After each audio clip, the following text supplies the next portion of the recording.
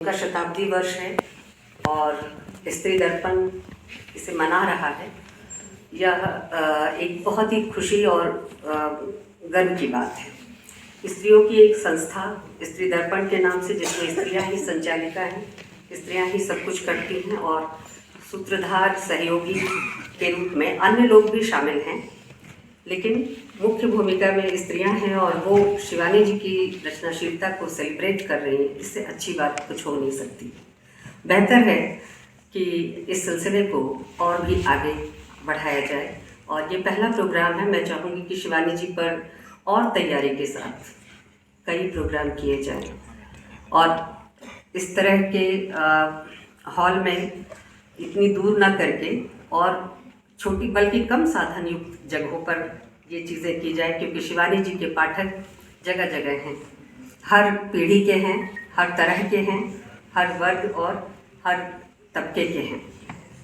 तो ये आयोजन, इस तरह के अन्य और भी कई आयोजनों की ज़रूरत है, चाहे थोड़े संसाधन में हो, इतने अच्छे सभागार में ना भी हो तो चलेगा। बहरहाल मैं सबके पास कुछ ना कुछ संस्मरण है शिवानी जी के लिए। मेरे पास कोई संस्मरण नहीं है, मेरे पास सिर्फ सूत्र हैं जिससे मैं शिवानी जी के साथ जुड़ पाती हूँ। एक तो विशेष और दूसरा सर्वसुलभ। विशेष सूत्र ये है कि मैं उसी शांति निकेतन से दिल्ली विश्वविद्यालय आई हूँ जो कभी शिवानी जी की क्रीड़ा स्थली, कर्मस्थली, अध्ययन स्थली रही थी। और वहाँ मैं वो सारा उपासना गृह से लेकर वो सारी पगडंडियाँ और वो तमाम चीज़ें जिनका जिक्र उनकी कहानियों में, गाहे बगाहे उपन्यासों में और अमादिर शांति निकेतन जो उनकी पुस्तक है उसमें बहुत विस्तार से होता रहा है। तो जब भी मैं अमादिर शांति निकेतन को मैंने कई बार पढ़ा। सिर्फ शांति निकेतन के प्रति मेरा भी जो एक आकर्षण है, क्योंकि मैं बंगाल से हूँ, कलकत्ते में पली बढ़ी और शांति निकेतन में पढ़ाया, तो मेरा एक स्वाभाविक आकर्षण, आज भी मैं अपने को दिल्ली से बहुत रिलेट नहीं कर पाती। ये मेरी कमजोरी है, मुझे अभी भी शांति निकेतन और कलकत्ते की ही ज़्यादा याद आती। तो शिवानी जी से जुड़ाव का एक विशेष सूत्र तो ये है, लेकिन जो सर्वसुलभ सूत्र है वो यही कि आप में से शायद सबने शिवानी जी को पढ़ा है और मैंने भी शिवानी जी को अपनी किशोरावस्था में पढ़ा है। और आज जब उन पे बोलना था तो पिछले कई दिन से मैं शिवानी जी को पढ़ रही थी दोबारा तिबारा, और पिछली कहानियाँ, वो नाम जो केवल अब धुंधले स्मरण में थे, वो फिर से जैसे जिंदा हो गए जब शिवानी जी को मैंने पुनः पढ़ा। कुछ चीज़ें कहूँ बहुत संक्षेप में, उसके लिए ज़रूरी है कि शिवानी जी पर जब हम बात करें तो कुछ चीज़ों को साफ करके बात करें, नहीं तो ये धुंधलका और इस तरह शिवानी जी को लेकर जो एक यहाँ इस पत्र में एक वाक्य लिखा गया है कि आलोचकों ने उनकी उपेक्षा की। सच है, आलोचकों ने उनकी उपेक्षा की। जिस तरह की उनकी लोकप्रियता थी, आलोचकों ने उनकी उपेक्षा की। लेकिन हम क्या कर रहे हैं? हम शिवानी जी को आज जो पढ़ रहे हैं, हम शिवानी जी को वहीं से पढ़ रहे हैं जहां शिवानी जी ने छोड़ा था। तो हम क्या कर रहे हैं? हम अगर सिर्फ यही कहें कि शिवानी जी ने जो कुछ लिखा बहुत सुंदर लिखा, सुंदरता की अलग परिभाषा गढ़ दी और सब कुछ मधुर, कोमल, मसृण लिखा, लेकिन इससे तो बात नहीं बनेगी। शिवानी जी की रचनाशीलता को अगर ठीक से देखना, परखना, जांचना है तो बहुत सारी चीज़ों को आपको स्पष्ट करके देखने की आदत डालनी पड़ेगी। उसमें पहली चीज़ जहाँ से मैं, इसमें एक पंक्ति है, जिसने भी लिखा है, मैं नहीं जानती किसने लिखा है, लेकिन जो लिखा है मैं सिर्फ उसको पढ़ रही हूँ कि हिंदी की मर्दवादी आलोचना ने शिवानी को मान्यता नहीं दी और उनके लेखन को पॉपुलर लेखन कहकर खारिज किया। एक पंक्ति ये, और एक और कि हिंदी की पितृसत्तात्मक आलोचना ने उनका मूल्यांकन नहीं किया। ये दो बातें हैं कि हिंदी की मर्दवादी आलोचना ने उनके लेखन को पॉपुलर लेखन कहकर खारिज किया और हिंदी की पितृसत्तात्मक आलोचना ने उनको नोटिस नहीं लिया। ये दो चीज़ें हैं। सवाल खुद से पूछिए, क्या शिवानी का लेखन पॉपुलर लेखन नहीं? पॉपुलर और शिष्ट साहित्य जिसे आप कहते हैं, मेन स्ट्रीम लिटरेचर जिसे कहते हैं, उसमें क्या डिफरेंस है, क्या अंतर है? पॉपुलर लिटरेचर होना या पॉपुलर होने मात्र से कोई चीज़ दोयम दर्जे की हो जाती है, शिष्ट साहित्य के दायरे से बाहर चली जाती है? क्या शिष्ट साहित्य और पॉपुलर के भीतर कोई आवाजाही नहीं है? अगर ये है तो तुलसीदास क्या पॉपुलर नहीं है? रामचरितमानस पॉपुलर नहीं है? अगर पॉपुलर है तो फिर वो साहित्यिक क्यों है?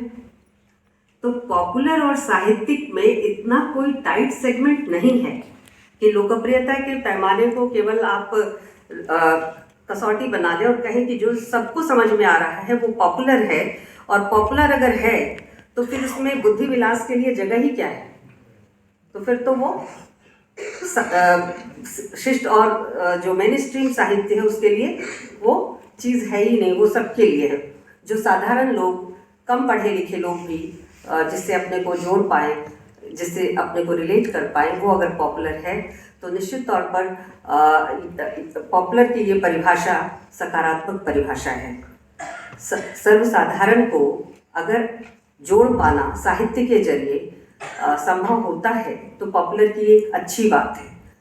पॉपुलर की जो कमी या पॉपुलर लिटरेचर का जो कमज़ोर पक्ष है उसको ध्यान में रखना चाहिए और वहाँ देखना चाहिए कि शिवानी जी ने जो कुछ लिखा, क्या वो उस कमजोरी से बचाते हुए लिखा या वो कमजोरी पॉपुलर होने के कारण उनके लिटरेचर में भी आई, ये चीज़ देखना चाहिए।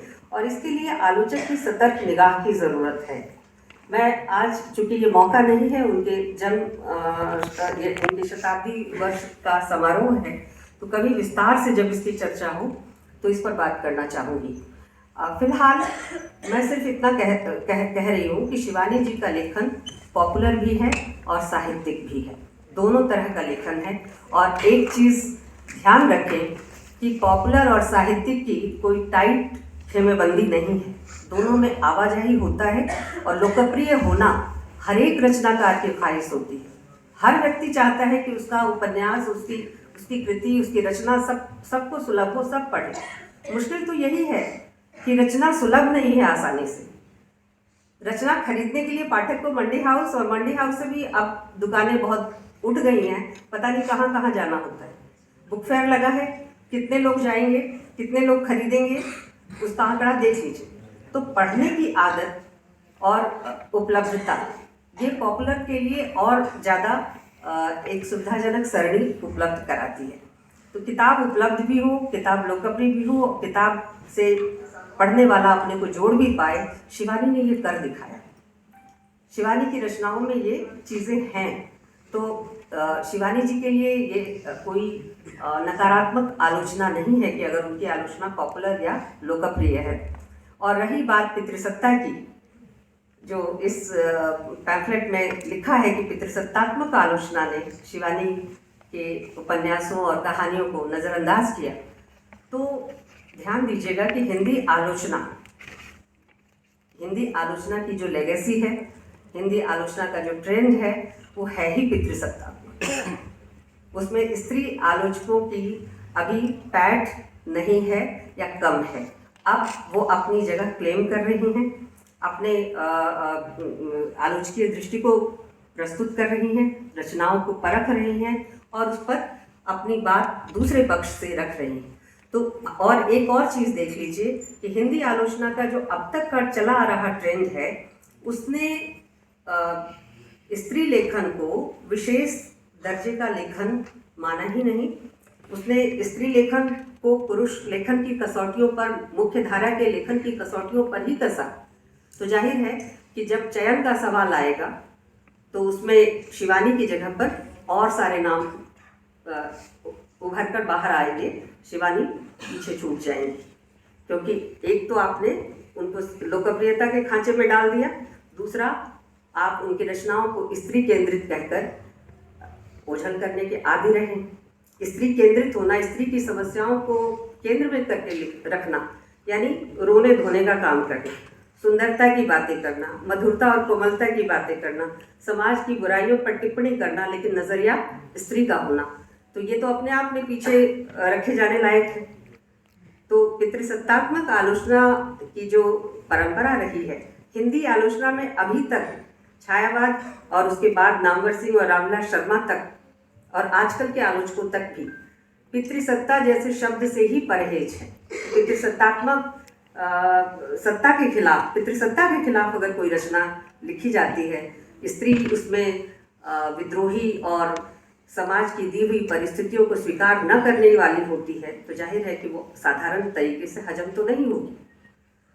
तो पितृसत्ता शब्द को ही देख लीजिए ना, हिंदी आलोचना में कितनी बार इस्तेमाल किया है, किसी ने नहीं लिखा। एक आर्टिकल आपको नहीं मिलेगा, न नामवर सिंह का, न रामविलास शर्मा का, न उनके पहले के आलोचकों का, जो पितृसत्ता की आलोचना करते हुए स्त्री पक्ष से कभी उन्होंने किसी रचना पर लिखा हो, आपको नहीं मिलेगा। पितृसत्ता शब्द ही नहीं मिलेगा। स्त्री के शोषण का भी जिक्र हो जाए, लेकिन पितृसत्ता शब्द मुझे तो अभी तक नहीं मिला।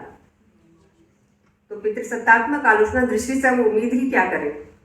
बहरहाल ज़्यादा समय नहीं लूँगी और बातें अभी बहुत सारी सुननी है। एक चीज़ ज़रूर कहूँगी कि जो पॉपुलर रचना होती है वो अपने समय और अपने समय के साथ साथ अपने परिवेश के ऊपर भी एक टिप्पणी है। शिवानी के लेखन के साथ जो विचित्र बात है वो मैं कहना चाहती हूँ। विचित्र बात ये है कि शिवानी के तमाम लेखन में आप स्त्री केंद्रिकता देखते हैं।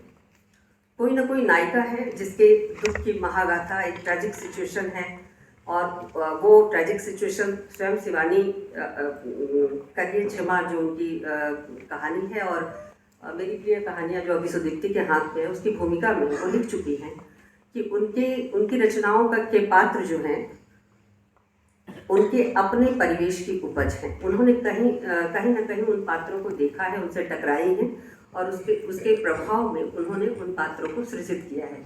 जैसे डॉक्टर पैट्रिक का जो कैरेक्टर है कृष्णकली में, या फिर कृष्णकली का ही जो चरित्र है, ये सब उन्होंने कहीं देखा है। आधार यथार्थ और सत्य की भूमि ही है जो उनके समय और समाज का है।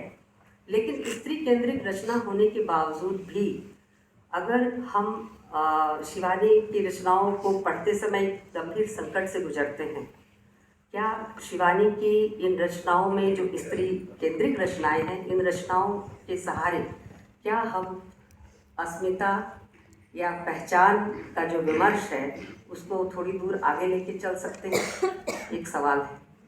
इसी तरह से एक और चीज़, शिवानी पॉपुलर लोकप्रिय लेखिका है, लेकिन उनकी भाषा खासी संस्कृतनिष्ठ है। मतलब एक उदाहरण भी मैं नोट करके लाई थी जो करिए क्षमा कहानी में बिल्कुल पहले पैराग्राफ में है, और उसमें वो इतना कठिन संस्कृत शब्द का, लेकिन सहजी मतलब अलग अलग है, सहजी समझ में आने लायक है, प्रयोग करती है। और पूरी रचनाशीलता उनकी इसी तरह की शब्दावली की है। ध्यान रखिएगा, शिवानी पर बंगाल का प्रभाव था, हजारी प्रसाद द्विवेदी का प्रभाव था। हजारी प्रसाद द्विवेदी के नॉवेल्स को याद कीजिए, उनकी भाषा को याद कीजिए, बाणभट्ट की आत्मकथा, पुनर्नवा, चारुचंद्र लेख, इन सब को याद कीजिए, तो आप पाएंगे कि वहाँ संस्कृतनिष्ठ भाषा है। उस भाषा में हजारी प्रसाद द्विवेदी ने उसको अपना एक आर्टिफैक्ट की तरह, एक शिल्प की तरह उसको विकसित किया था। शिवानी की रचनाशीलता में भी संस्कृतनिष्ठता है, लेकिन एक तरफ संस्कृतनिष्ठ, दूसरी तरफ पॉपुलर, ये दोनों अपने आप में कंट्राडिक्शन। पॉपुलर क्रिएटिविटी और भाषा जो है वो पुरानी और संस्कृतनिष्ठ, दोनों कंट्राडिक्शन है। तो यहाँ पर पॉपुलर कहें तो भाषा आड़े आती है, स्त्री केंद्रित कहें तो आइडेंटिटी के क्वेश्चन से कैसे जोड़ें शिवानी को, ये समस्या सामने आती है। बहुत सारे प्रश्न हैं जो हम शिवानी को लेकर आज के संदर्भ में बात और विमर्श के केंद्र में रख सकते हैं। तो आज के लिए इतना ही, धन्यवाद।